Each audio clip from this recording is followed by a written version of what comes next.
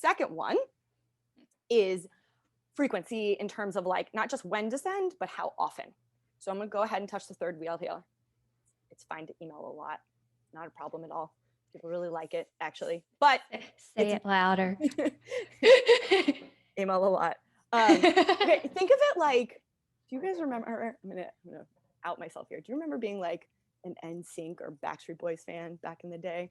Or like, Ashley? I will beat you with New Kids on the Block. Yes, okay. So yes, you understand. So there was not like enough fan paraphernalia you can send someone who's of that age and that I mean, I could have had like 25 posters that were the same exact poster, but they're in a different pose, and it would have felt really important and different to me.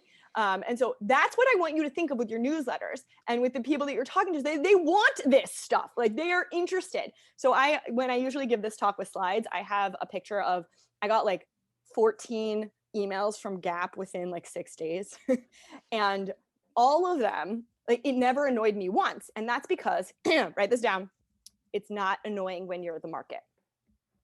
It's not annoying when you're the market. If you're not the market, which is your friends that are on your email list or your colleagues that are on your emails, they're going to find it annoying. But they're never buying from you. So what happened with Gap, for example, like I said, I like myself some athleisure. The first time I saw the email, I was like, ooh, I would want those pants. And then I was doing other things and forgot. And then I got another email that they were 50% off. And I was like, oh, I got to buy this. And then my kids started vomiting. And so I put my phone down, and then I dealt with that. And then I forgot.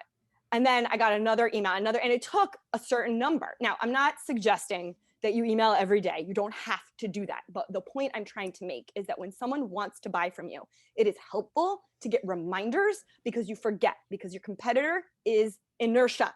Your competitor is inertia. So, and distractibility, and the fact that most of you are on the toilet when you're checking your email. So if we keep that in mind, that is, sorry, go ahead. Total interruption. What I feel like you're saying is that you got to keep hanging tough. My favorite New Kids on the Block song. That's exactly what I'm saying. Write that down. Yes. Sorry. But what I want to get people desensitized to is this idea that you're annoying someone is not true. Not if you're providing value, not if you're relevant, not if this is something they opted into. Now, what can be annoying is if you're tone deaf, and if you're emailing people something that they did not ask for, they didn't want, or they're not your market. That's when it starts to get annoying, when you start screaming at people instead of talking with them. This should all feel like a conversation, no matter what newsletter format you use. I don't care if you are really, really formatted with 3 different sections and bullet points and all sorts of fancy things, or you do it my way where it's more of like a narrative long form style. It really doesn't matter, because the goal here is connection. You got to think about it like dating. You're dating someone. And so you want to build rapport through your newsletter, through your emails, through this interaction with them, before you ask them to go on a next date, or before you ask them to marry you, or to, have sexy time. So we want to get like the right balance going. But if you like someone after you went on a first date, you want to hear from them.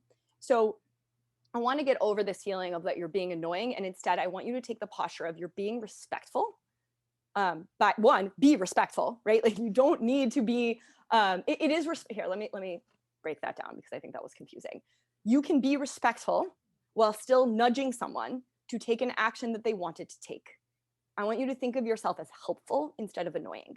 So what's annoying is if you come in purely focused on yourself, wanting to be appreciated as a good writer, wanting to please your boss, wanting to please someone who is not your reader, and then you are going to come off as annoying if you email them all the time about things that they don't care about, which is what happens a lot in B2B.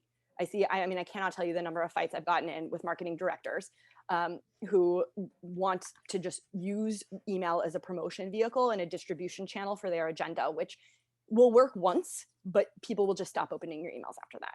And so you want to build rapport. You want to build a relationship, even if and that relationship should include you. Like I said, it's a transaction. So if you want to promote events because you have so many events, presumably the people you're emailing want to attend these events.